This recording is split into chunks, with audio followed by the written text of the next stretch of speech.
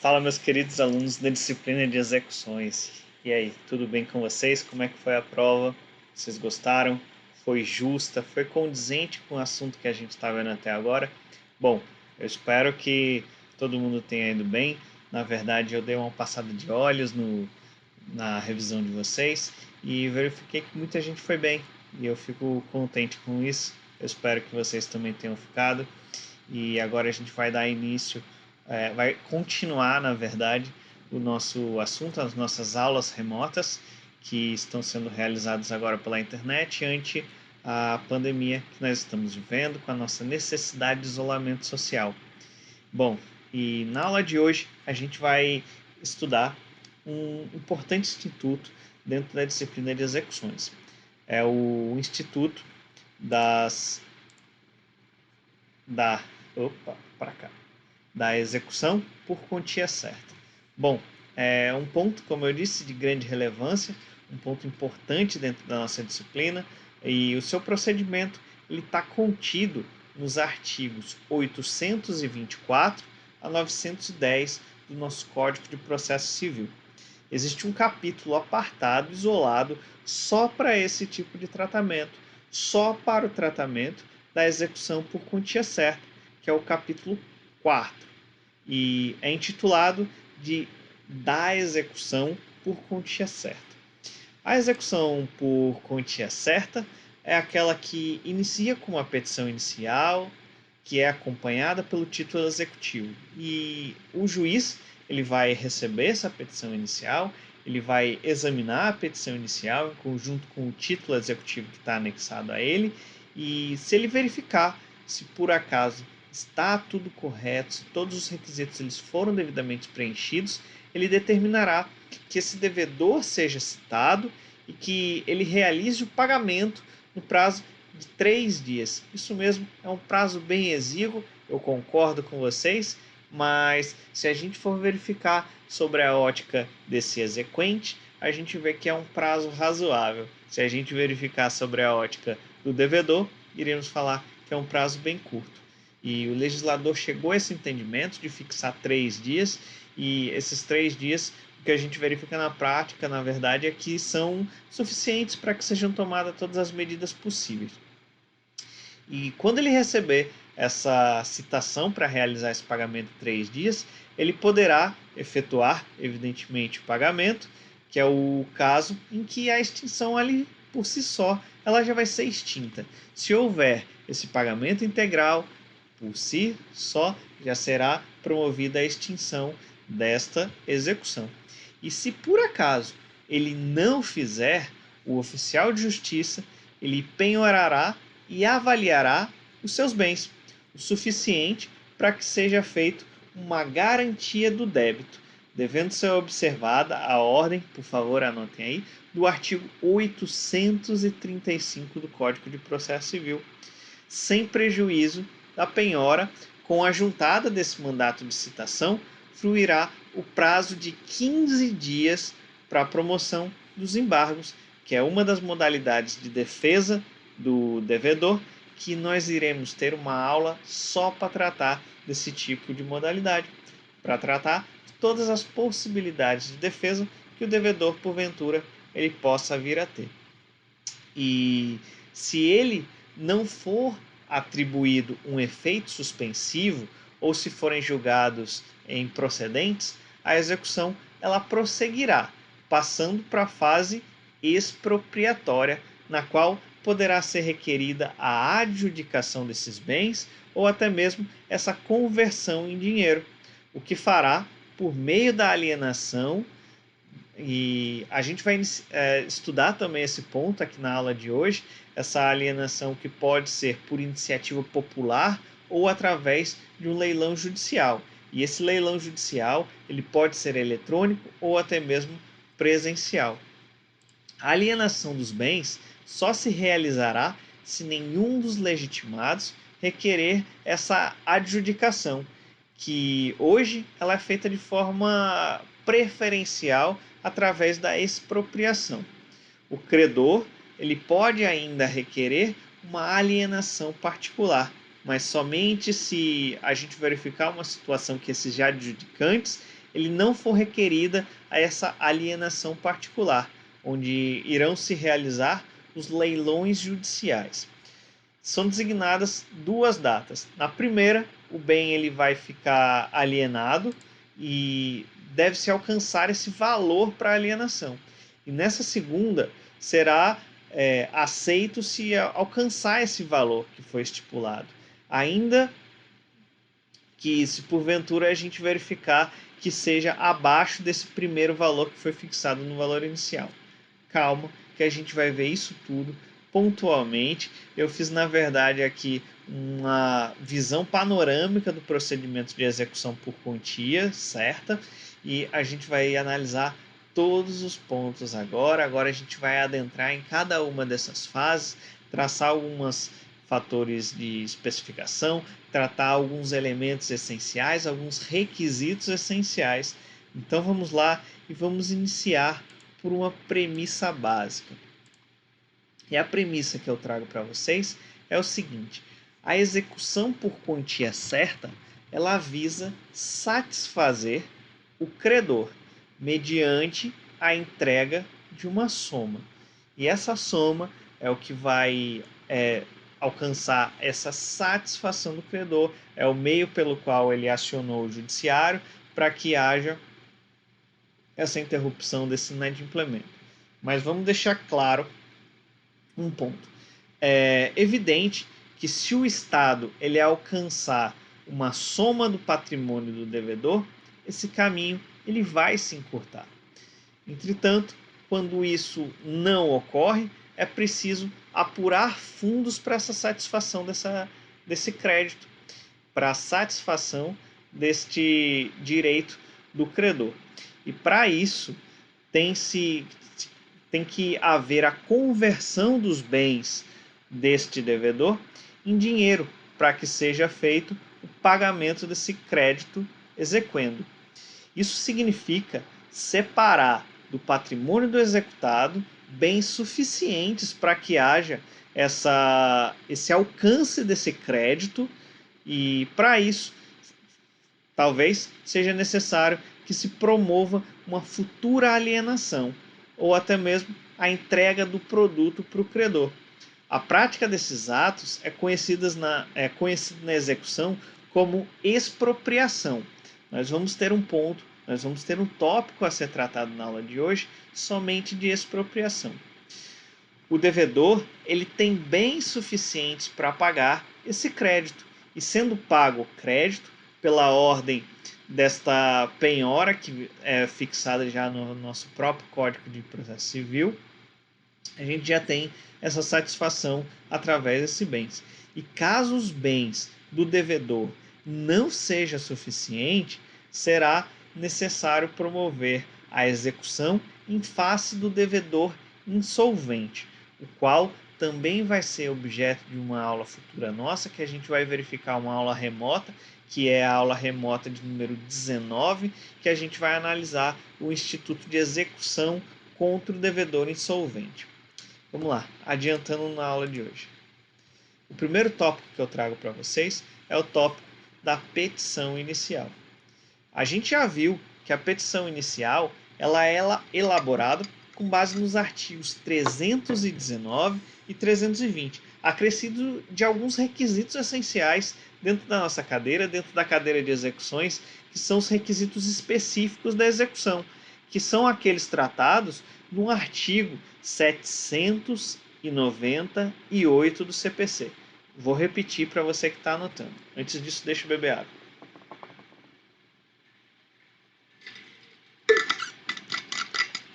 A petição inicial ela é formada através dos artigos 319 e 320, acrescido dos requisitos essenciais, dos requisitos específicos para a execução, que é o artigo 798 do nosso Código de Processo Civil. E eu faço um destaque para vocês aqui a respeito da petição inicial, alguns pontos que são interessantes que a gente tenha em mente para quando a gente for promover essa produção dessa petição inicial, para quem já trabalha na área, para quem faz um estágio já na área e já peticiona dentro de execução. Então é sempre importante a gente ter alguns destaques. E eu faço um ponto de destaque aqui, que é a respeito da citação, intimações para as pessoas, que é através do artigo 799, dos incisos 1 a inciso 7 do nosso Código de Processo Civil. O exequente, ele também deverá indicar o valor da causa, que corresponde ao débito atualizado, acrescido dos encargos apontados no demonstrativo discriminado de cálculo que acompanha a inicial. Lembra que a gente tratou a respeito desse demonstrativo de cálculo quando eu falei lá que existe, na verdade, o apontamento desses cálculos que são necessários para se chegar no valor dessa execução, no qual a gente vai ter que determinar e apontar qual é o termo inicial, qual é o termo final. E quando eu falo de termo inicial e termo final, é qual vai ser a data inicial em que se vai incidir essa correção monetária e esses juros. É quando a gente fala também de termo final, é até que dia que vai ser feito essa incidência desses valores. Geralmente é até a data do pagamento. Mas o termo inicial a gente vê fixado na próprio título executivo. Por exemplo, se for um título executivo judicial, vou tratar como exemplo aqui a sentença. O juiz ele tem que determinar a partir de qual data que vai ser incidido a atualização monetária e os juros. Se for um título extrajudicial, digamos, uma nota promissória, essa nota promissória vai ter que ter discriminado qual é a data de início da incidência desses juros e dessas correções monetárias. Beleza? Então, a gente verifica que há necessidade da juntada desse demonstrativo de débito de forma discriminada. E aqui eu faço a ressalva. Pessoal, a gente pode levar até um contador se for necessário, se for um cálculo muito complexo, mas a gente já tem algumas ferramentas que são ferramentas que nos facilitam, que são ferramentas acessíveis, muitas delas através de aplicativos gratuitos que fazem essa correção monetária, que faz essa aplicação desses juros. Eu utilizo, por exemplo, um site na internet. E esse site na internet eu preencho uma série de campos e lá ele faz o próprio memorial descritivo. Esse memorial descritivo incidindo juros, quando é juros simples, juros composto, qual é a data inicial, qual é o termo inicial, qual é o termo final. Eu consigo estipular qual é o índice que é corrigido, se é o índice COGE, se é o índice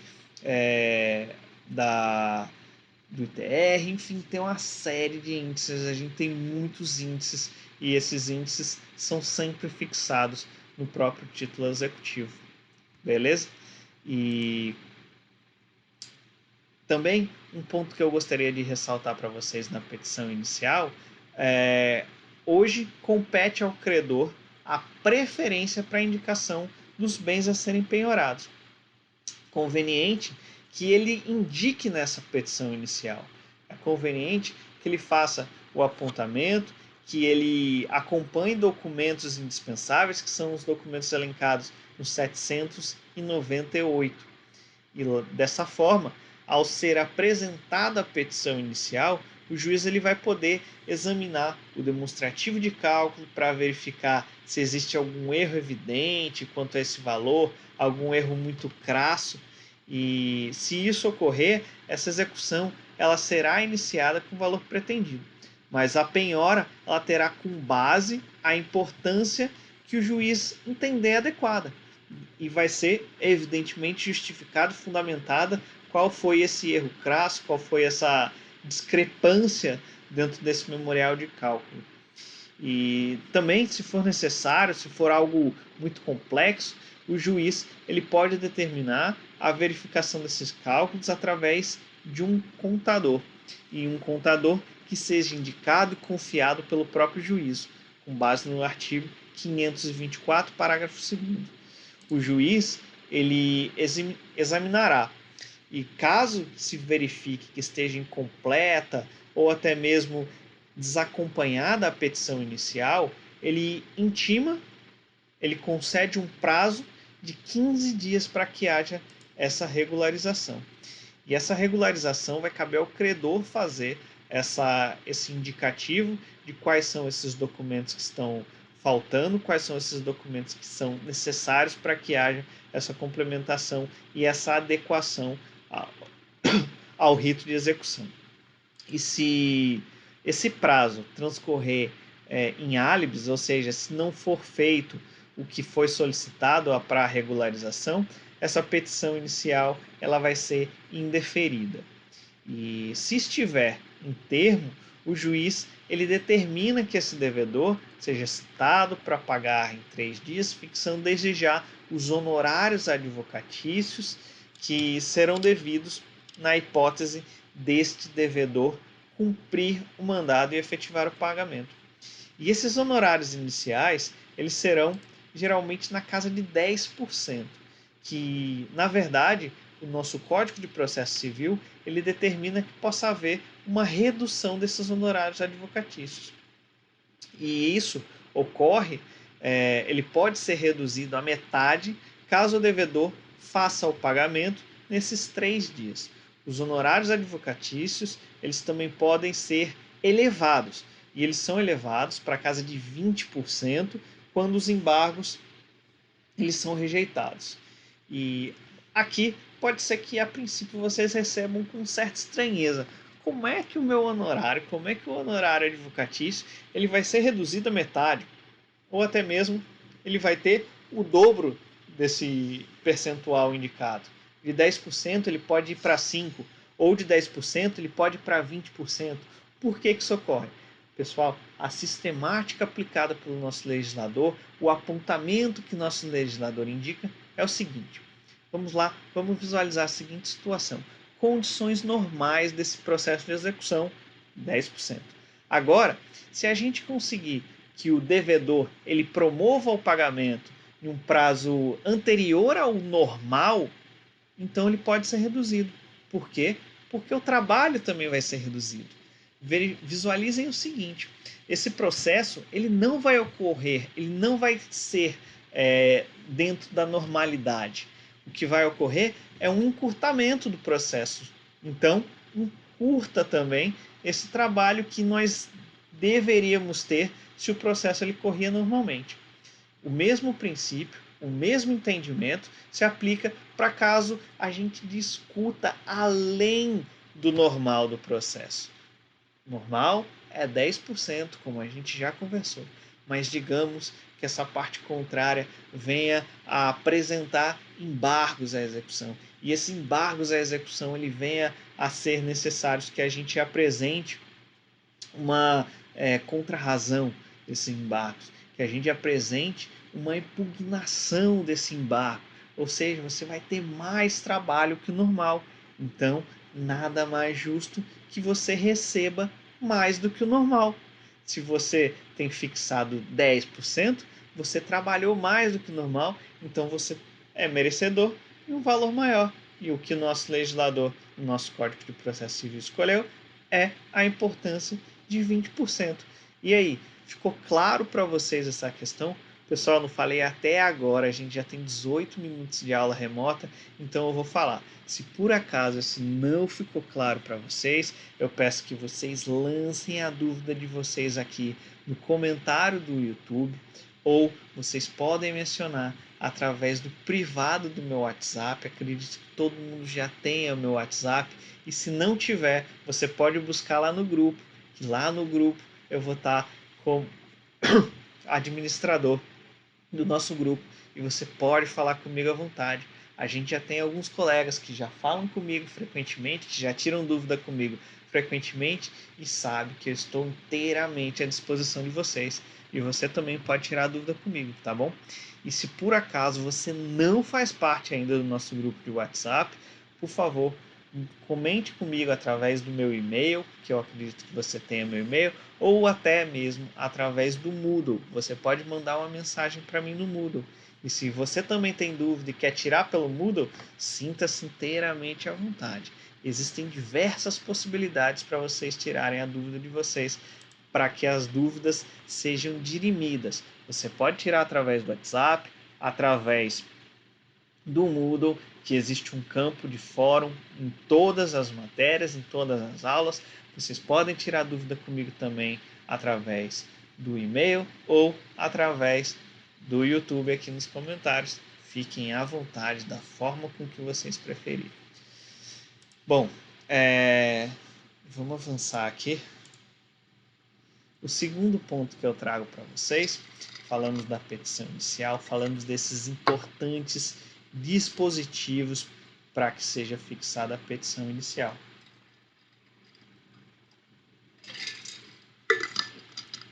Hoje eu vou falar bastante. Se preparem, aqueçam aí as mãos, façam um alongamento para quem anota bastante e tenham sempre o Vademecum junto com vocês. Esses dispositivos que eu for citando, por favor, marquem no Vademecum de vocês, que são dispositivos importantes. O segundo ponto é a respeito de citação. Bom, como a gente já conversou, o devedor ele é citado para realizar o pagamento em quantos dias? Já foi falado mais de uma vez. Isso mesmo, 3 dias. E ele é citado para que em 3 dias ele promova o pagamento do que ele deve. E cumpra ao credor, já na petição inicial, indicar também quais são esses bens que ele pretende ver penhorados. Observada uma importante ordem, que é a ordem do artigo 835 do nosso Código de Processo Civil. E caso ele não faça, o oficial de justiça, depois de transcorrer esse prazo em habeas, depois de não ser realizado esse pagamento dentro do prazo de 3 dias, ele poderá penhorar livremente os bens do devedor, os bens que ele encontrar quando ele promove essa citação. E aqui eu trago para vocês um entendimento. Todas as formas de citação previstas no Código de Processo Civil são admitidas na execução, inclusive a por carta, que não era admitida na legislação anterior. E aqui eu faço um ponto de alerta para vocês. Cuidado para não estudar na legislação anterior, que a legislação anterior trazia esse ponto de divergência. Ou seja, atualmente, o que impera no nosso ordenamento jurídico é que todas as hipóteses, todas as formas de citação que estejam previstas no nosso Código de Processo Civil, elas são admitidas. Isso mesmo, a citação por hora certa, citação por carta, citação pelo oficial de justiça, enfim, todos os tipos de citação.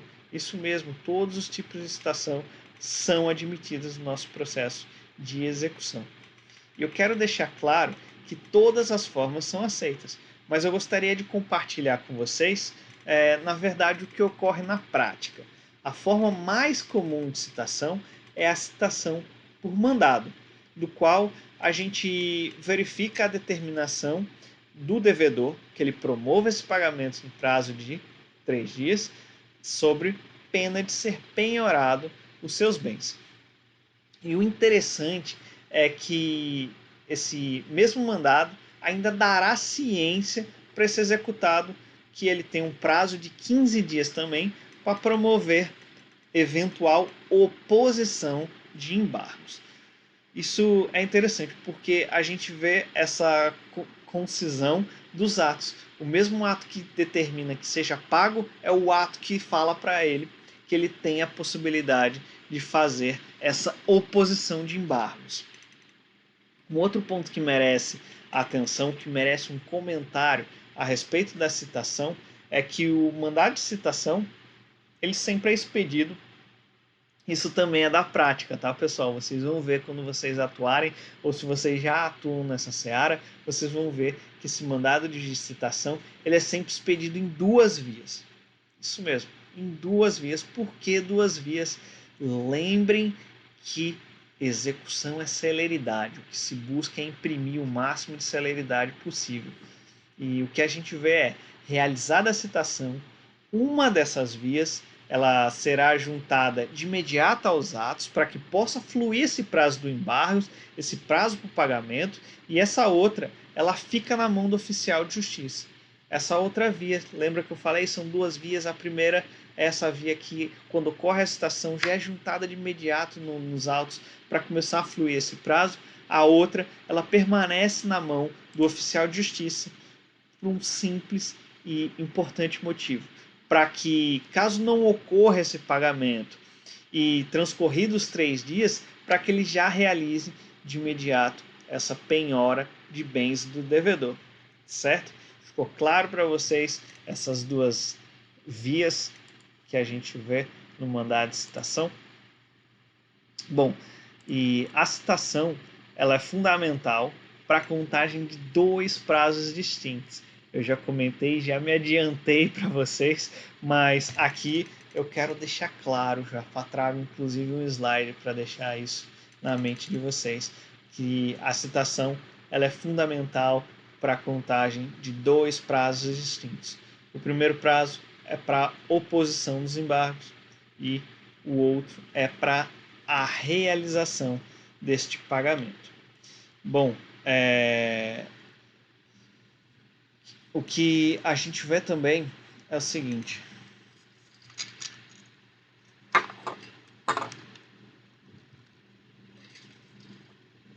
esse prazo para oposição de embargos, ele só ocorre da juntada dos autos do mandado de citação. Por isso, é preciso que esse oficial de justiça ele junte aos autos uma dessas vias do mandado. Lembra que eu falei que são duas? Que ele junte essa primeira logo, o quanto antes, para que já inicie essa contagem de prazo.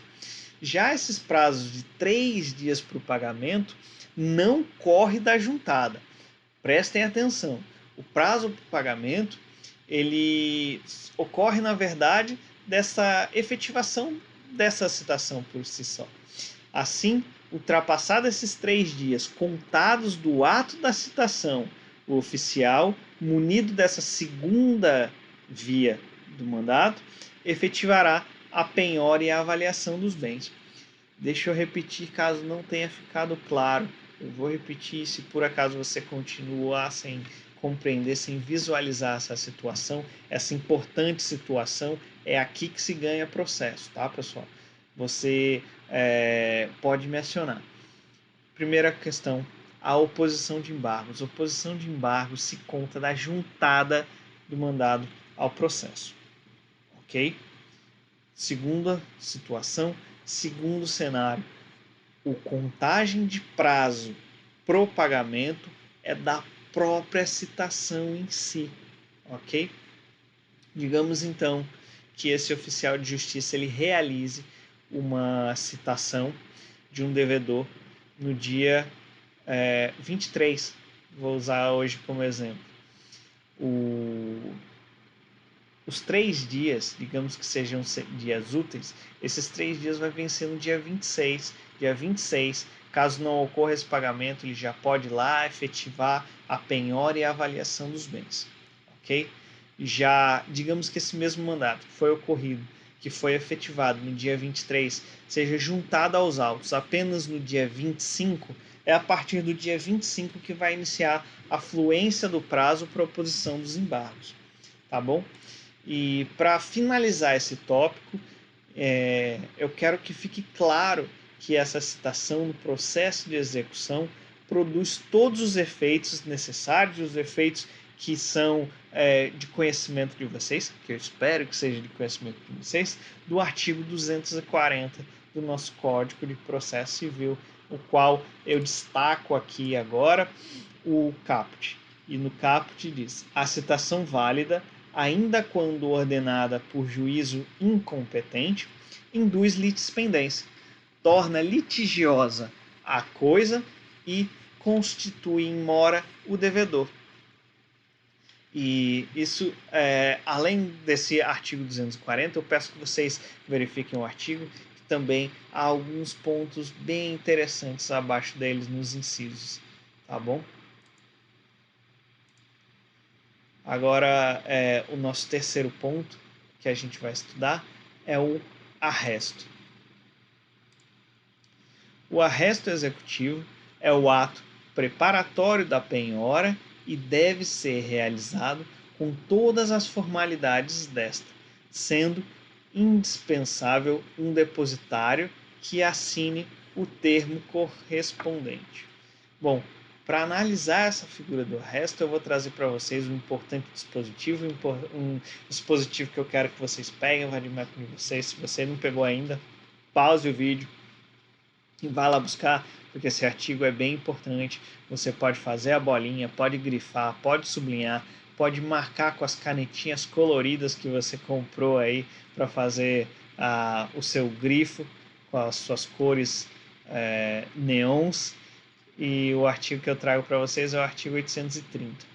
E no artigo 830 a gente vê o seguinte: se o oficial de justiça não encontrar o executado, arrastar-lhe-á tantos bens quanto bastem para garantir a execução. Pois é, pessoal, é isso mesmo. O oficial de justiça, ele tem esse dever e esta competência de fazer com que o arresto de bens sejam suficientes. E aqui eu chamo a atenção, por favor, prestem atenção nessa parte final desse dispositivo.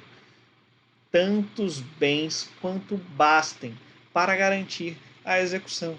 Ele não pode extrapolar esse valor. Se essa execução é da importância de 1 milhão, ele não pode sair arrastando vários bens na importância, digamos, de 10 milhões. Não tem o porquê. Se a execução já é garantida com 1 milhão, então que assim seja, que seja arrastado apenas 1 milhão. Tá bom? Ficou claro isso para vocês? Por favor, marquem esse importante artigo e também deem uma lida nesse artigo. O ponto 4 é o ponto curador especial.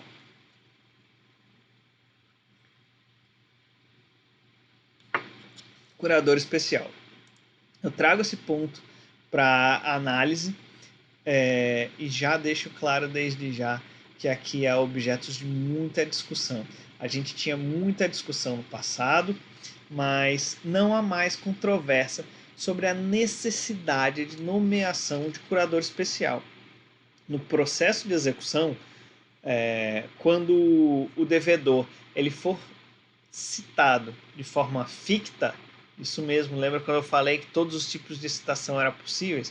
Então, aqui está mais uma delas, a citação ficta. Se ele for citado de forma ficta, a súmula 196 do Superior Tribunal de Justiça, ele eliminou essa discussão que a gente tinha no passado. Era uma discussão muito ferrenha, que a gente tinha muitos doutrinadores defendendo cada um seu posicionamento. Mas o STJ chegou e resolveu essa parada. E ele resolveu da seguinte fórmula, ele imprimiu a súmula 196, que tem a seguinte redação: ao executado que, citado por edital ou por hora certa, permanecer revel, será nomeado curador especial com legitimidade para apresentar os embargos. E aí, ficou claro para vocês? Foi bem direto e claro a súmula do STJ. E o ponto 5 é o ponto mais desejado pelo credor, é o ponto que evidentemente ele almeja no processo de execução, é o ponto do pagamento. Bom, a gente já viu que o devedor ele é citado para que ele promova esse pagamento em prazo de 3 dias. Eu vou repetir muitas vezes para isso entrar, nem que seja a força na cabeça de vocês. E esse prazo ele corre com a efetiva citação e não com a juntada do mandato. Lembra que a gente conversou sobre isso? Juntada do mandato é para a oposição dos embargos. E já para o pagamento é com a própria citação em si, o qual esse mandato ele vai permanecer na mão do oficial de justiça. E passado esse prazo em habeas, o oficial ele pode retornar e fazer a penhora desses bens. Mas eu tenho aqui agora uma indagação que eu queria fazer para vocês. E essa indagação é o seguinte: o artigo 231, parágrafo 1º do Código de Processo Civil é aplicável para a execução, principalmente para a questão de execução por quantia certa, que é o objeto de nossa 17ª aula, da nossa 17ª aula remota. E aí, para quem não se recorda, esse aludido artigo, esse artigo que eu citei no nosso enunciado, eu peço a gentileza que você pause o vídeo nesse momento e você leia esse importante dispositivo. E aí, pausou já? Acredito que você tenha pausado e já tenha dado play. E então, eu acho que vocês já estão cientes do artigo 231, parágrafo 1º do nosso Código do Processo Civil, o que estipula que quando houver mais de um réu, o dia do começo do prazo para contestar corresponderá à data dessas últimas datas. Isso é o que refere lá no artigo nesse artigo e nos incisos 1 a 6 do caput desse artigo. E nós já sabemos que é possível o litisconsórcio na execução. E quais são também os seus requisitos, a gente já estudou isso. Litisconsórcio foi um dos pontos iniciais da nossa disciplina, quando a gente estava tendo aula ainda, até mesmo as aulas presenciais, né? E se por acaso não se lembra, eu peço que vocês voltem a algumas casas e se recordem desse ponto. E aí, dada essa introdução, essa explicação, esse detalhamento maior desse enunciado, e aí o que vocês acham? Que se aplica ou não? Respondam sem medo, ninguém vai julgar vocês. Botem um fone aí, se quiser responder baixinho com medo de ser recriminado, fiquem à vontade. Mas para responder essa alternativa é não. Não se aplica o artigo 231, parágrafo 1º do nosso Código de Processo Civil. Porque, havendo litisconsórcio passivo, o prazo de 3 dias será contado de forma autônoma, ou seja, para cada um dos seus executados, conforme eles forem sendo citados. Eles sendo citados, vai se iniciar a contagem desse pagamento para esse executado, ou seja, cada um vai ter a sua contagem própria. Vai ser uma contagem, como eu disse, de forma autônoma. Beleza? Para fazer o pagamento, o devedor deverá depositar o principal, com a correção monetária e demais encargos, incidindo juros de mora e eventuais multas que constem no título executivo. E o caso venha a ter um pagamento, caso esse pagamento venha a ser realizado dentro do prazo estabelecido em leis, o valor dos honorários fixados é de 10% do débito fixado pelo juiz no despacho inicial e pode ser reduzido à metade. A gente já discutiu sobre essa crítica, eu já expliquei a sistemática, qual foi a inteligência do legislador. Talvez alguns não concordem, talvez outros concordem, mas isso já é um ponto pacífico. E trata-se de uma maneira, na verdade, trata de uma medida que visa estimular o devedor a proceder esse pagamento espontâneo. Bom, isso vai ser bom para o credor, mas não vai ser bom para os advogados. Esse estímulo está caindo na conta dos advogados e não na conta do credor propriamente dito. Verificando o magistrado que houve o pagamento integral do débito e da verba de sucumbência, procederá à extinção. A gente já viu a extinção da execução e um dos primeiros pontos, evidentemente, é a questão do pagamento integral. Então, se houve o pagamento integral do débito e todas essas eventuais verbas que possam vir a incidir, como atualização, multa, se por acaso também tenha nesse título executivo, então, se ele pagar de forma integral, ele pagar a totalidade desse débito, evidentemente que a extinção ela vai morrer, porque a extinção ela nasce com esse propósito de satisfação do débito. Se o débito ele é satisfeito, não há mais necessidade de se prosseguir com esta eventual execução. Bom, e o nosso 6º ponto é a respeito de penhora e depósito. Queridos alunos, esse é um ponto bem importante. É um ponto que a gente estuda essa questão da penhora e depósito. É um ponto que suscita muitas dúvidas. Então, mais uma vez, preparem a caneta aí que a gente vai realizar uma série de observações. Já conversamos no termo do artigo 835, compete ao credor indicar o bem que pretende ver penhorado, indicar os bens que são passíveis de penhora, e para isso deve ser respeitada uma ordem já fixada. E a penhora ela é um ato essencial do processo de execução por quantia, sem o qual ela não pode alcançar o resultado almejado.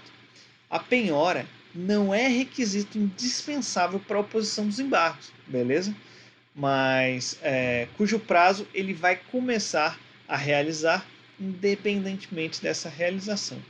Mas sem a penhora não pode haver expropriação de bens, com que o resultado dessa execução por quantia ele vai ficar extremamente comprometido. Daí porque o credor ele não indicar bem, nem for possível localizar, o juiz ele pode a qualquer tempo intimar o devedor de ofício ou até mesmo a requerimento desse próprio exequente, e é importante, professor, é importante, pessoal, a gente verificar esse ponto, desse requerimento do exequente. Teve um colega de vocês que veio conversar comigo em mais de uma oportunidade para tirar algumas dúvidas a respeito desse requerimento do exequente. Tenham em mente uma questão. Quem tem o maior interesse na celeridade e na extinção desta execução? Extinção é essa de que haja dentro do idealizado, que é a satisfação desse débito. É o exequente, certo? Então, cabe ao exequente promover todas essas provocações. Quanto mais célere ele for e mais assertivo ele for, mais próximo do êxito ele vai se encontrar. Então, para isso, é importante que haja esse requerimento do exequente, não só para esse ato em si, mas para todos os atos que a gente verifique dentro da execução. Por favor, pessoal, não fiquem igual a alguns advogados, não fiquem igual a alguns advogados que esperam o magistrado atuar, esperam o magistrado agir de ofício. Celeridade. Imprimam essa celeridade necessária, essa celeridade que o processo de execução ele exige. Seja assertivo, faça os requerimentos, despachem ali com o peito na secretaria. É isso mesmo, é assim que anda o processo, é peito no balcão. Se não ficar lá, se não for lá apertar os servidores que são eficientes, mas existe um quantitativo de processo bem acelerado. Lembra na nossa primeira aula que a gente falou do quantitativo de processo de execução? Pois é muito processo para eles, pessoal. Eles são extremamente assoberbados. Então, cabe ao advogado imprimir essa celeridade. Então, aqui está também um ponto que eu acho que eu, inclusive, já falei na própria petição inicial. Cabe ao exequente indicar quais são os bens passíveis de penhora, no termo do artigo 774, inciso 5. Beleza? E estão sujeitos à penhora todos os bens, móveis ou imóveis do devedor, que tenham conteúdo econômico, respeitada as exceções do artigo. Anotem aí no vadimécum de vocês, peguem a canetinha colorida de vocês aí, que vocês compraram lá no início do semestre, que achava que não ia usar por causa das aulas remotas, mas trate de pegar essa canetinha, vamos gastar essa canetinha, depois comprar outra. Pega a canetinha aí, marca o 833, Código de Processo Civil, que lá vai trazer algumas exceções importantes a respeito desses bens sujeitos à penhora. A penhora ela pode recair sobre bens corpóreos e incorpóreos, bens móveis e bens imóveis. Mas aqui eu faço uma ressalva, prestem atenção. Eu coloquei aqui e eu quero que vocês prestem atenção nisso. Eles têm que ter valor patrimonial. Não há para penhora, fenômeno processual, a restrição de direitos reais que possam ter objetos corpóreos, tangíveis, suscetíveis à apropriação. A palavra de ordem é conteúdo econômico. Conteúdo econômico, como eu coloquei no slide de vocês, como eu faço atenção aqui, é que tenham esse valor patrimonial. Afinal, para que a gente consiga atingir essa satisfação do exequente, é necessário o seu atendimento. E o CPC, ele elenca uma ordem no artigo 835 que cabe ao exequente cumprir a indicação de bens passíveis à penhora. Eu trago agora uma discussão pertinente para vocês, meus queridos alunos, e eu trago também uma doutrina de um grande mestre, de um grande civilista, que é o ilustre mestre Cândido Dinamarco. Vejamos. Cândido Dinamarco diz o seguinte na doutrina deles: a penhora de uma coisa não inclui por si própria a de seus frutos ou rendimentos. Estes acessórios só serão incluídos quando a própria coisa não for suficiente para satisfazer integralmente o crédito, realizando-se, então, duas penhoras, a da coisa produtiva e a dos frutos e rendimentos. Inversamente, podem ser penhorados somente estes, sem que a coisa produtiva o seja, tudo dependendo sempre das necessidades de caso a caso. O caso ele deve ser analisado. Às vezes, é interessante para esse exequente que esse objeto principal, que esta coisa produtiva, como Cândido Dinamarca diz, permaneça com o devedor, para que ele promova essa produção e ele fique apenas com esse rendimento, com esse fruto. Outra coisa, outro ponto importante dessa doutrina do Cândido Dinamarca, que o professor Cândido Dinamarca nos ensina, nada mais é do que a aplicação nas penhoras do processo de execução, de que não prevalece uma regra bem conhecida dentro do direito, que eu pelo menos só aprendi nas primeiras cadeiras do direito que eu fiz, que é o acessório segue o principal. A penhora tem uma finalidade específica: garantir o prosseguimento da execução, afetando a expropriação de bens suficientes para garantir esta penhora. É o que Cândido fala também, que esta penhora ela deve atingir bens suficientes para integrar satisfatoriamente essa integração desse crédito. Beleza? E aí, pessoal, estão acompanhando? Se não tiver, por favor, torna a dizer dúvidas aqui no YouTube, no meu WhatsApp privado, ou por e-mail, ou até lá na ferramenta do Moodle. Tem alguns colegas que preferem utilizar o Moodle, outros já preferem utilizar o e-mail e a maioria prefere utilizar o WhatsApp. Então, sintam-se à vontade, eu estou à disposição em qualquer um deles.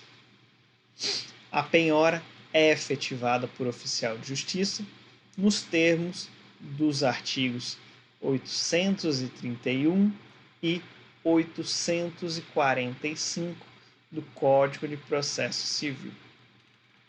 É essa, por excelência, a forma pela qual se realiza essa efetivação através de oficial de justiça.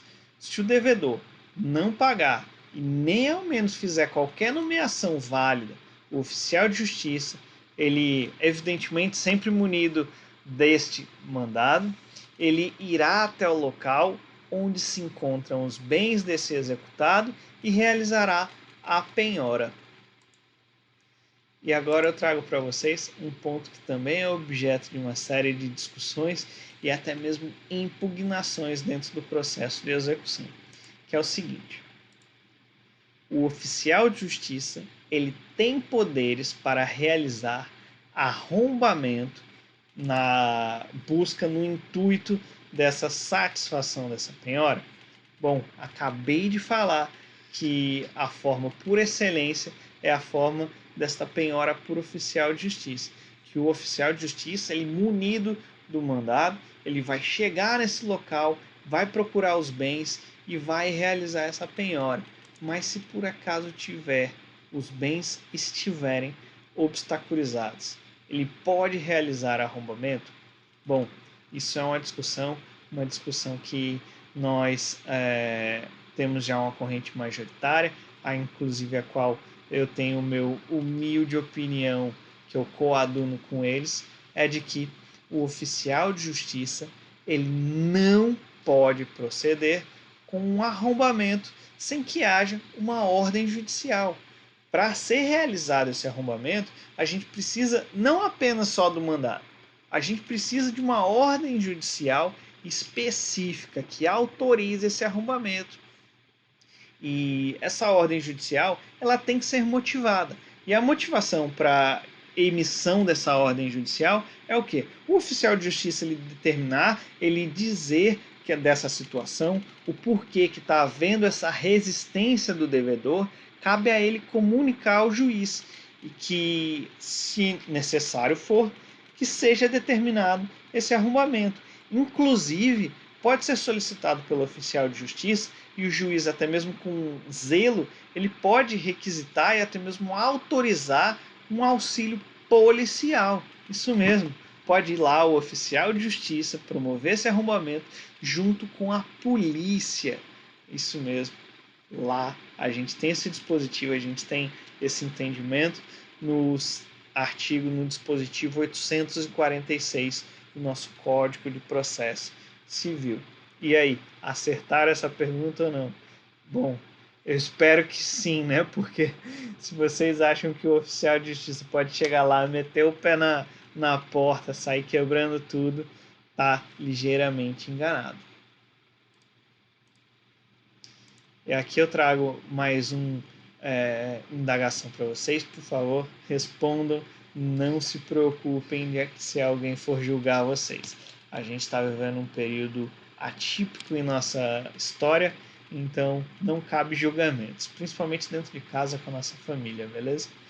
O que eu trago para vocês, a próxima pergunta é a seguinte: pode ocorrer a penhora de imóveis e veículos automotores? Sim, pode. A penhora de veículos e de imóveis, ela tem regulamento específico, ela tem um dispositivo que é o artigo 845, parágrafo 1º. E esta penhora, tanto de imóveis quanto de veículos, ela podem ser realizadas de duas formas.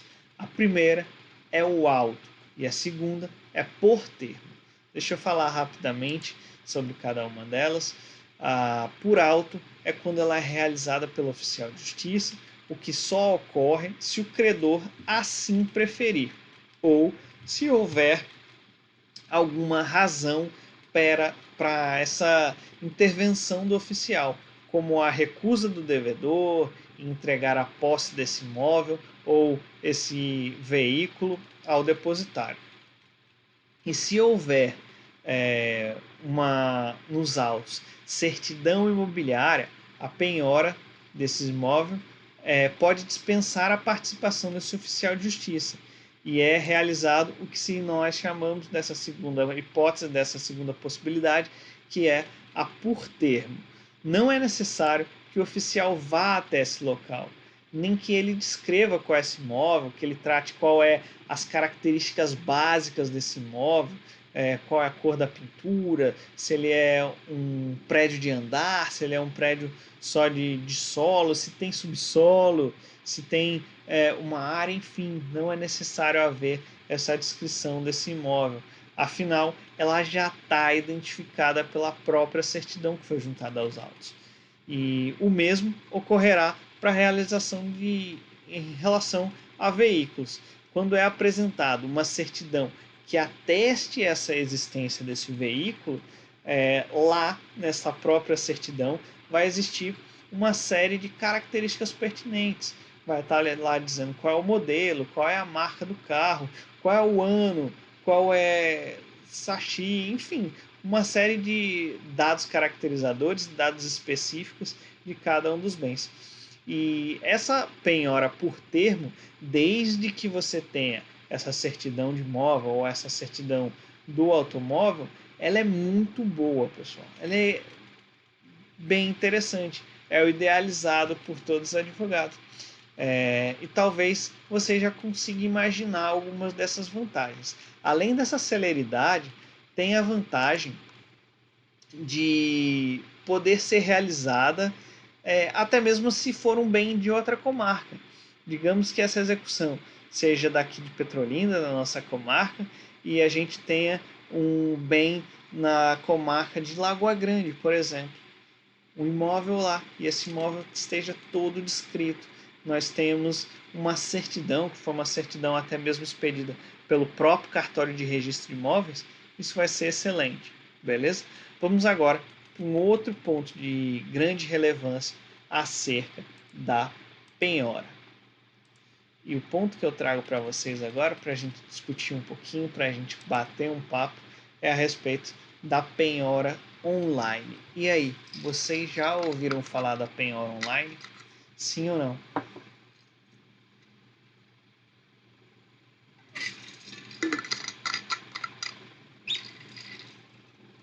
Bom, existe sim a penhora online. Inclusive, eu já posso dizer para vocês, eu posso afirmar para vocês que é uma das formas de penhora mais praticadas no nosso ordenamento jurídico, justamente pela facilidade dela. Vejamos, no nosso artigo 854 do Código de Processo Civil, autoriza expressamente o juiz a determinar as instituições financeiras, ou seja, a todos os bancos, por via eletrônica, gerida por autoridade supervisora do Sistema Financeiro Nacional, que atualmente é o Bacen. Isso mesmo, é a sigla do Banco Central. E essa autoridade supervisora do Sistema Financeiro Nacional, ela recebe esta emissão, essa solicitação do juiz e verifica a disponibilidade de valores existentes no nome do executado, seja através de depósito, aplicação financeira, contas, poupança, conta corrente, enfim, verifica qualquer tipo de valor para essa execução. Essa determinação ela é feita sem o prévio conhecimento do executado, evidentemente, né? Até mesmo porque se ele tiver o conhecimento dessa solicitação, ele vai retirar essa importância. Ele vai retirar esses valores dessa conta, dessa instituição financeira. E isso é uma grande vantagem. Principalmente quando a gente verifica esses executados, que eles fazem uma série de procedimentos para ocultar esses bens passíveis de penhora. Então, a penhora online ela se vê com uma grande importância justamente por conta disso. É um instrumento extremamente útil, como eu disse, ele é muito prático, a gente utiliza bastante no nosso dia a dia, no dia a dia da advocacia, para que seja alcançado esta importância. E é de extrema relevância porque é algo muito simples, prático, rápido, até mesmo seguro, porque o juiz ele com um clique só ele consegue ordenar para todas as instituições financeiras do país, em todas as comarcas, em todas as situações, em todos os tipos de aplicações financeiras, para que haja o bloqueio dessa conta, o bloqueio dessa importância que é determinada. Sétimo ponto que eu trago para vocês é o ponto da avaliação. A avaliação dos bens penhorados deve ser feita pelo próprio oficial de justiça, nos termos do artigo 870 do Código de Processo Civil, no momento da realização da penhora. E para procedê-la, os oficiais de justiça eles devem valer-se de todos os elementos que estejam ao alcance dele. E talvez isso inclusive seja até mesmo uma pergunta de alguém. Como que esse oficial de justiça vai conseguir chegar a essa avaliação? E para isso, ele tem que se valer de todos os elementos que estejam ao alcance dele. Seja anúncio, seja classificado em jornal, informação de corretores, de imobiliárias. E o que a gente vê também é muitos elementos trazidos pelo próprio credor enfim, qualquer tipo de dado idôneo ele pode utilizar e pode ter como acesso para que ele promova esta avaliação. E nós temos o artigo 870 que diz: a avaliação será feita pelo oficial de justiça. E o parágrafo único traz uma possibilidade que a gente vê bastante na prática, porque visualizem qual é a importância, qual é a relevância, qual é a magnitude dele fazer essa avaliação. É muito grande, é uma responsabilidade muito grande, principalmente se ele não tiver muito conhecimento sobre o que vai ser avaliado. Talvez, se for algo do dia a dia dele, por exemplo, imóveis é um tanto quanto fácil da gente fazer a avaliação, porque a gente consegue ver até mesmo em classificados, imobiliária, a gente pode conversar com o corretor, enfim, é fácil da gente chegar a um valor pelo menos aproximado ali. Deixa a gente pegar alguns, digamos que seja produtos eletrônicos de última geração. É difícil da gente quantificar isso.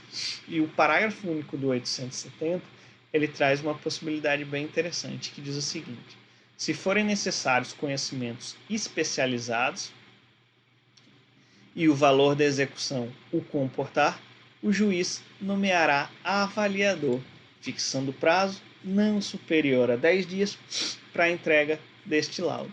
Ou seja, se for necessário para o oficial de justiça, ele pode buscar uma ajuda especializada, uma ajuda em conhecimento especializado, com um perito, com um avaliador que seja representante, que seja uma pessoa do juízo, para que promova esta avaliação pertinente.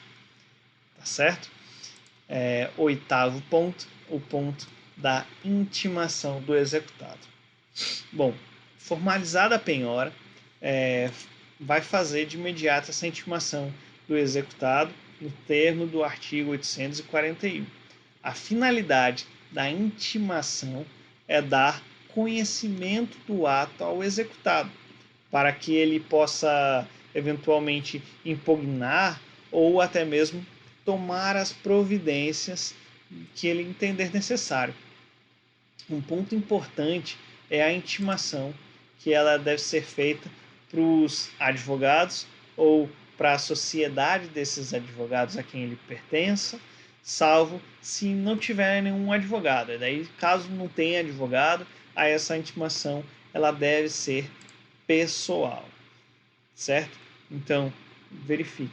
Foi formalizada a penhora, foi avaliado esse bem, aí deve ser feito essa intimação para que ele acompanhe e que não haja nenhum eventual problema a respeito da penhora realizada. Nono ponto, expropriação. Bom, queridos alunos, encerrados os incidentes relacionados à avaliação, vai iniciar esta fase da expropriação.